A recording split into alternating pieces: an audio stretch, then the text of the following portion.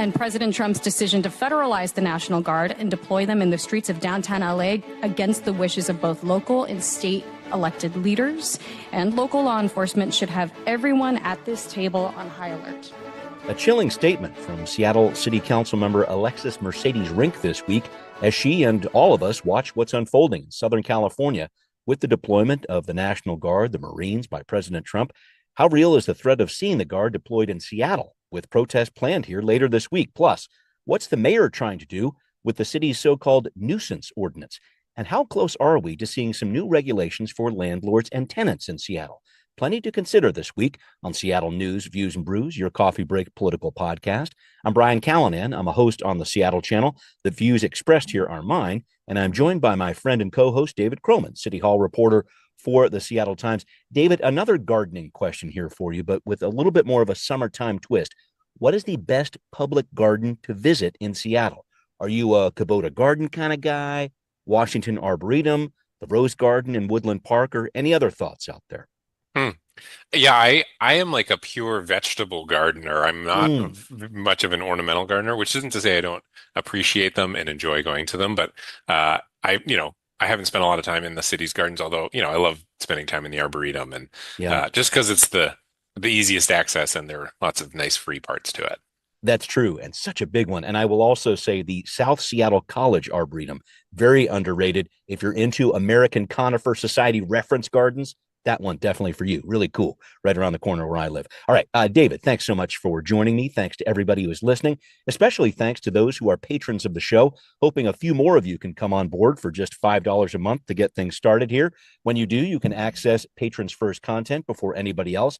You can send questions in for the show. You can even get a Seattle News, Views and Brews decal too. How about that? Finally, a shout out to Converge Media here, which won their first regional Emmy Award over this past weekend. Congrats to Trey Holiday and her crew. And remember, the video version of this podcast can be found on Converge Wednesday nights at 7. All right, off we go. Time for Right Here, Right Now.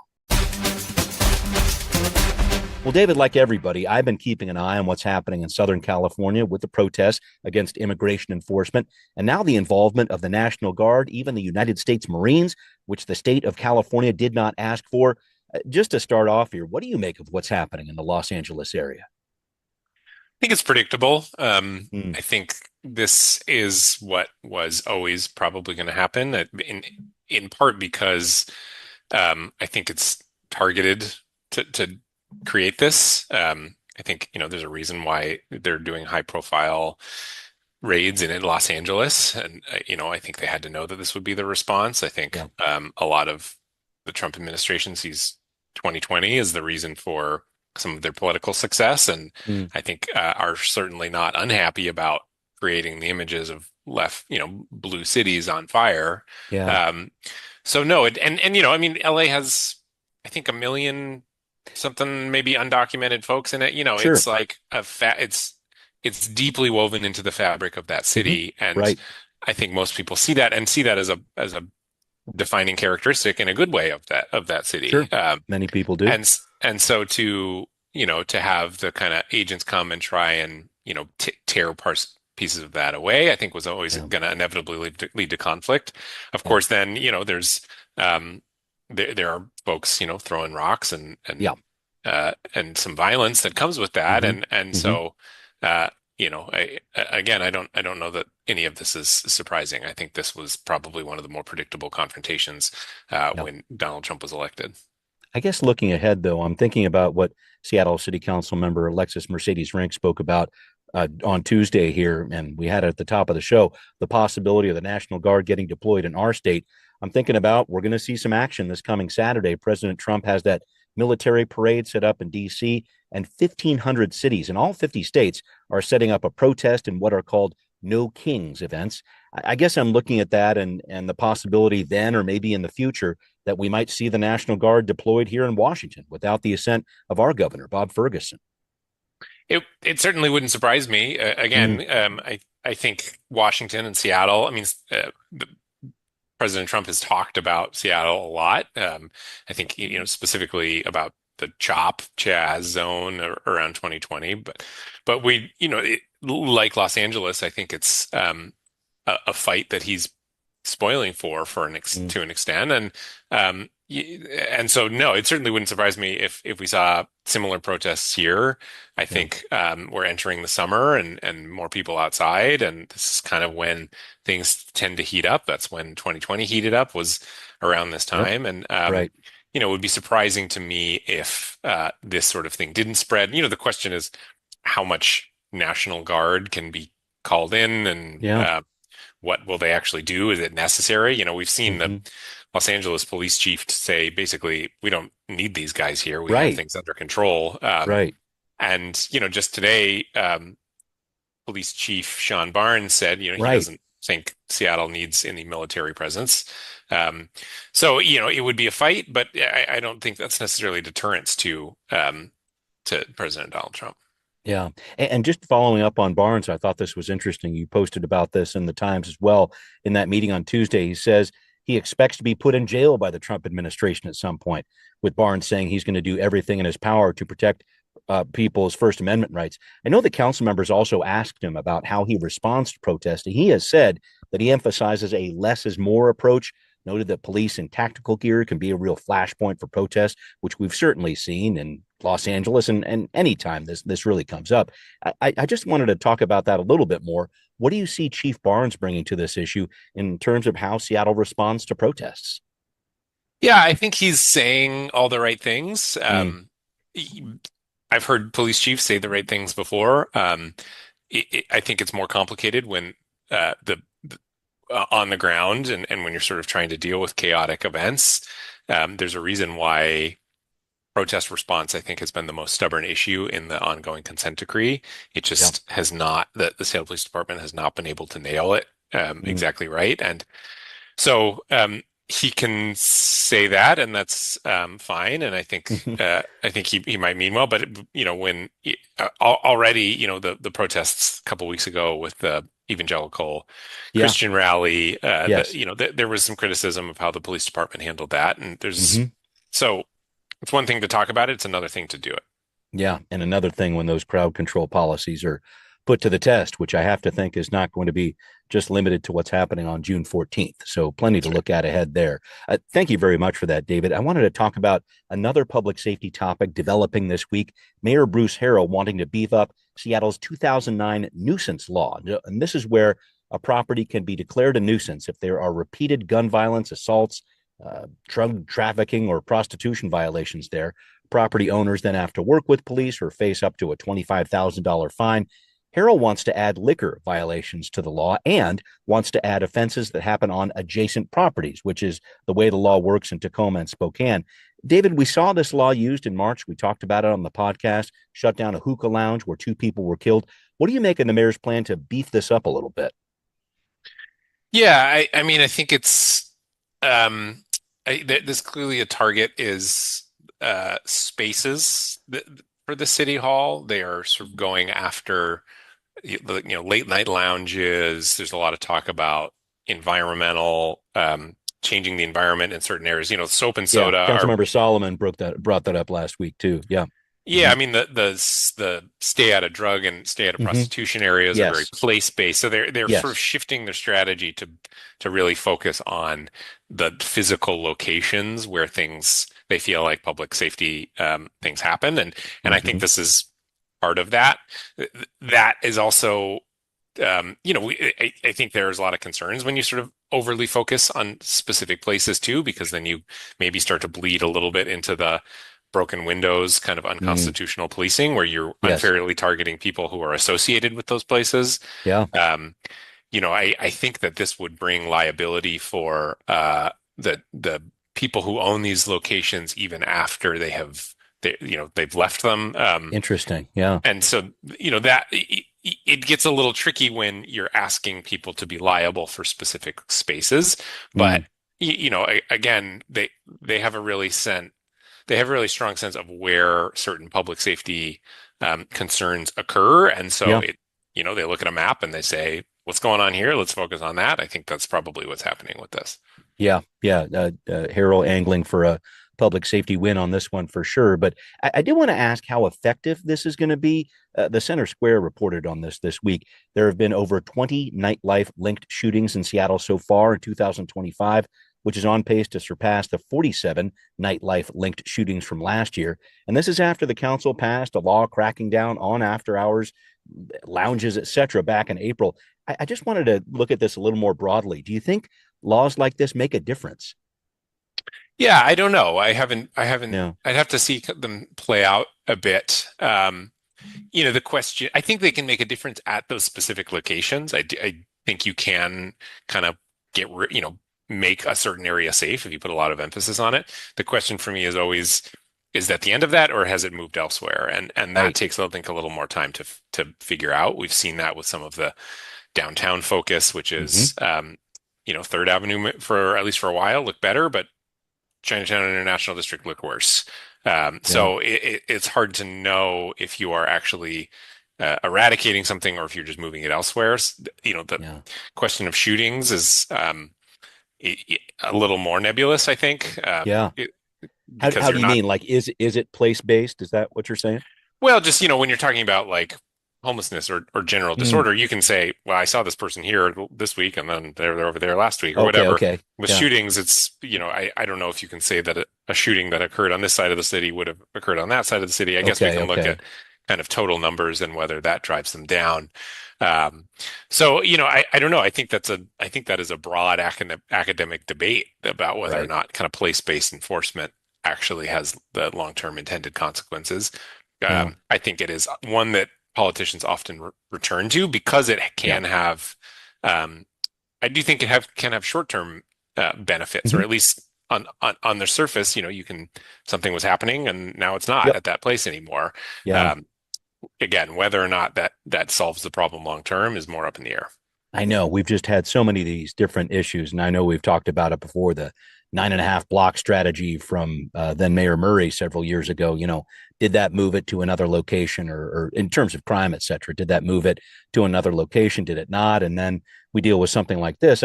I'm interested to see how it goes. I've seen a little bit of the research on this. Again, it looks like it does provide that short term answer, but the long term answer, that's always the challenge with this one. So we will see what happens next with this. Thank you, David, for that input there. Looking forward to what the mayor and the city council say about this in the weeks to come. All right, well, coming up, how close is the city of Seattle to enacting some new laws regarding renters and landlords? It's a hot button issue, and David has been doing some great research on this. We've got the story next on. Now hear this. As we discussed on the podcast last week, a proposal to revise Seattle's landlord tenant laws regarding eviction, fees, more. It's been a goal for Councilmember Kathy Moore for the past several months, but now she's stepping down. So where does that leave things? Well, if the supporters of Workers Strike Back and that movement have anything to say about this, they're going to be pushing back plenty if and when the council starts working on this, as evidenced in public comment over the last few weeks. People of Seattle are suffering. Many of our Seattleites are homeless, struggling to pay rent, and prices are continuing to skyrocket. What the city council should be doing is expanding renters' rights, not slashing them. If the city council actually cared about the people they represent, they take our side instead of throwing us under the bus for big business and big landlords. Thank you. David, you've written about this in the Seattle Times. And before we jump on the Workers Strike Back part of this, I just wanted to figure out what you found. Is the city going to keep going down this path to make changes to Seattle's landlord tenant laws? And who's going to lead that charge? Yeah, I mean, the intention among the people pushing for this law and a few folks in the city is that, yes, these changes to landlord-tenant laws will continue. It will be pretty narrow in the grand scheme of things. Basically, what they're looking at is rolling back the city's roommate ordinance, which basically means landlords have to accept most roommates or family members to come and Okay. live with a tenant.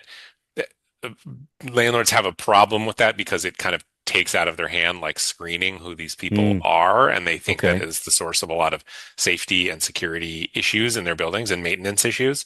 And then the Okay. other piece is the wintertime eviction moratorium, Right.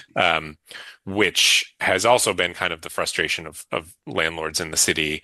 And the proposal that we know that's on the table would not repeal it, but would limit it so that only people who can show that they had sort of a legitimate loss of income would be protected under that moratorium, whereas people who are seen to be willingly not paying would be eligible to be evicted. Okay.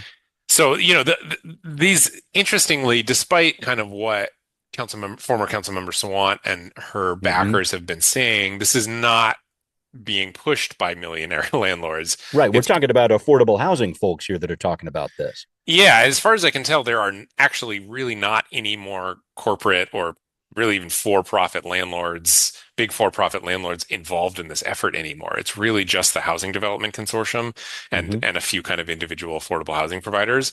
And their argument is, I mean, despite the fact that they are a lot of them are nonprofits or of providing affordable housing, they do sort of require to make some kind of profit off of these Hmm. buildings, or at least not be losing money on these buildings. Hmm. And they say that that's not happening. We could go on forever about whether or not these laws are the reason for their Ah. financial Hmm. struggles. I think that's a long, complicated debate, but it is just worth pointing out that it is those organizations that are pushing for these changes. Um, so with Kathy Moore's exit, my question was, is this effort dead? Yeah. It seems like no. Councilmember Mark Solomon has kind of taken the reins on this, Right. um, and the mayor's office as well. In fact, it had kind of already been moving his direction because there was a disagreement between some of the lobbyists, Housing Development Consortium folks, Okay. and Kathy Moore on how far this bill should go. I see. Um, all to say, I think Councilmember Solomon is pushing for getting this passed before he leaves in November, but it is unclear whether or not he's actually going to be able to succeed at doing that. And I think an interesting twist on this, you had talked to him about this, and it sounds like he is no longer a landlord per se. The room that he's been letting out, he's actually letting out to a stepdaughter. So he's trying to have some distance from this conversation. Is that accurate? Yeah, well, I mean, you remember that was kind of what made the ethics proposal so Yes. controversial. I mean, there was a few things that made that controversial, but one of them is that it was seen as a precursor to this landlord-tenant bill Yes. because Councilmember Maritza Rivera and Mark Solomon were both landlords, and Yeah. so under the current ethics rule, they would not be allowed to vote on the landlord-tenant bill. So it was Yeah. seen that the ethics proposal was clearing their way for them to vote on this. Okay. Interestingly, Mark Solomon says he is not a landlord anymore because Okay. the in-house apartment that he used to rent out is now being occupied by his stepdaughter. Presumably that means they're not collecting rent on it. And so Sure. that would suggest that he could now vote on this bill, Okay. which really just leaves Councilmember Maritza Rivera, who might have a Okay. conflict of interest here. And I hear what you're saying with regard to the Housing Development Consortium being the main group behind this here, but I just wonder, I never let the facts get in the way of a good protest here. I wonder how much council members might be looking over their shoulder at former council member Sawant, who was a sponsor of some of this legislation, like the winter eviction moratorium. She was really pushing that back in her day here. The council wants to change that. And you have Councilmember Sawant really using this moment on renters' rights to galvanize her run for U.S. Congress. Do you think there's a concern about that? The Workers' Strike Back movement and former Councilmember Sawant continuing to jump into these meetings when they start talking about these new regulations? Yeah, certainly, and she's going to be vocal. I don't think it matters to her that it is affordable housing landlords who are pushing for this change. She sees the current tenant regulations as being good for tenants and therefore shouldn't be rolled back. Um, and I think this council talks a big game about not sort of bending to the will of the loudest voices in the room, but frankly, they have a history of doing exactly that. I mean, we've seen this now a few times. I think the Yeah. ethics bill, there are a lot of reasons why that got pulled, but I Yeah. think the protests certainly had something to do with it. Yeah. So say what you will about Councilmember Sawant and how she approaches City Hall. I think there's a pretty strong track record that it works. Yeah. And so, yes, I think it's going to be uncomfortable for them. And yes, I'm sure they're nervous about it. Yeah. But again, the housing providers who've been pushing for this bill have been pushing really hard for a long time. And Hmm. again, you can get into a debate about what these laws mean, but it Yes. is true and provable that their finances are in pretty bad shape right now. Hmm. So they have a sympathetic story to tell. It's just whether or not there is, advocates or elected officials see a nexus between their financial troubles and the city's current laws. Yeah. Oh, so interesting to watch the nuances that are going to play out with this. But thanks for the preview on that, David. Something we're going to be watching over the weeks and months ahead, I know. But I did want to move on to another very interesting piece that you worked on for the Times, David. This whole problem with Seattle City Lights issues with replacing streetlights that go out. You focused on a recent problem in the High Point neighborhood in West Seattle. A group there had to wait for months to fix more than 30 streetlights that were out. And then you discovered that City Light has really fallen behind on fixing broken lights. This is one of those neighborhood stories you don't hear a lot about. I'm glad you focused on this. What's going on here? Yeah, I mean, it's, as you said, it's City Light has a pretty big backlog of streetlights that they haven't been able to get to, and there's a couple of reasons for that. Mainly, as they say, that wire theft has been a big problem for their lights. So it's not like these lights just need a new light bulb or photocell or whatever it is. Yeah. It's that a lot of them require engineers to go out and actually make assessments on what these things need. So that, of course, takes a lot longer. The other piece is that they used to have contracts with companies to kind of take care of a lot of the lower level stuff. And but those had, a certain maximum amount of work that was to be done in those contracts, and those contractors have fulfilled that work. And so now it's pretty much just down to City Light crews. And so as a result, the number of streetlights their backlog of streetlights has basically doubled over the last year. Yeah, you said more than 1,800 streetlights needing repair, and that's according to city data here. Yeah, and when a crew goes out, they inspect a streetlight and they kind of put a date on it that says, this should be fixed by this date. On average, the city is 6 months past that date right now. So it is taking a long time. There's a lot of streetlights and it's taking a long time to fix them. The question being, why does this matter? And I think maybe that's a little bit more nebulous. I thought the High Point example was interesting because here was a neighborhood that had public safety concerns and had a lot of reasons for that. But one of them was that their streetlights were out. I think there's the kind of real world effect of what streetlights mean. And that is frankly debatable. There are some studies that show they have a real effect on public safety. Others that show it's maybe a little more minimal. I think in a broader sense, though, the people there see the streetlights as maybe kind of a symbol of city city government's ability to provide basic services, or lack thereof. And so if your streetlights are out for months and months and months, how confident are you going to be that the city is in a position to handle shootings and things like that late at night? And I think the answer is less so. And so it was a story I was kind of interested before, and then I heard about the streetlight example. I mean the High Point example, and felt it was worth a story. I'm glad you ran with it. And I should point out, you pointed this out in your piece too, the city has put some money into this problem, an additional $1 million into the streetlight repair fund that was in last year's budget. But then we have this, average of 6 months beyond the date set by the crews to actually have these things fixed. Do you see, help me look into the future here. Is there an answer here? Yeah, I mean, I think their hope is that they can bring more contractors on board, and these ones would, in the past, they've used contractors to do all the easy stuff, quickly change the light bulbs or whatever, the quote green tickets. I think their hope is that they can bring on a contractor to focus purely on the yellow tickets, the slightly more complicated ones. And so the hope there is maybe that would free up city crews to take care of the easy ones really quickly while, kind of more experts or outside contractors focus on the more complicated ones. Okay. We'll see what happens next there. Thank you, David, for breaking down that piece with me, too. All right. Well, coming up next, a statewide decision that could have an impact on Seattle's municipal court and many other jurisdictions, too. Are we talking about reducing the caseload for public defenders guilty as charged? Stories coming up on What's Next.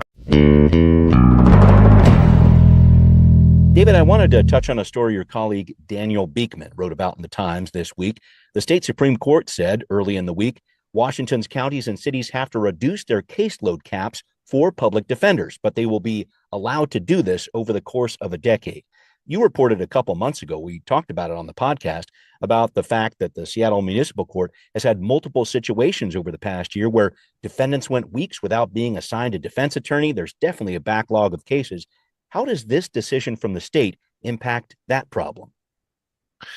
Yeah, I mean, I think it's tough. I mean, they're going to have to. I mean, it's an interesting issue just because you can certainly understand why you want to limit the caseloads.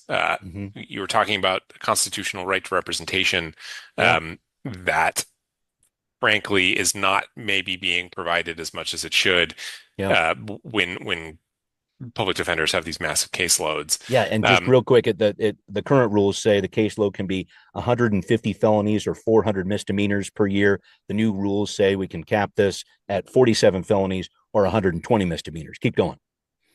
Yeah, and so, it's not, but at the same time, it's not like this field was swimming in public defenders before. Mm-hmm. And so, I think it's kind of damned if you do, damned if you don't situation because it makes perfect sense that these should be capped. It's just not right for, people's kind of right to an attorney is being undermined by overworked and overstretched public defenders. Yeah. At the same time, I don't know what it's going to take for them to make up the caseloads. Yeah, I'm concerned about that too, and I just wonder when you talk about this, some of the different costs that would be involved in this. What does that mean for the city of Seattle and other smaller cities too? There was someone from the Association of Counties that Daniel spoke to in his piece that said this would effectively triple the cost, which I'm trying to figure out how Seattle would handle that in some of these smaller cities too.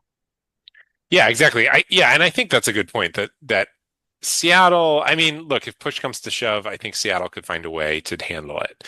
Mm-hmm. It is the smaller cities and the counties where public defense is really in a crisis mode because it doesn't pay particularly well. It's not glamorous work. It's difficult work, and it's stressful work because you have people's freedom in your hands, basically. And so, I think in a place like Seattle, you can maybe find those folks because people want to live in Seattle, but it's in the rural areas where, some of these places have like one public defender. And so, finding more to supplement that, that or the budget, frankly, because these are county funded. We know that I think rural counties in particular in Washington state are financially in an extremely tight bind, in part because of the 1% cap on property taxes.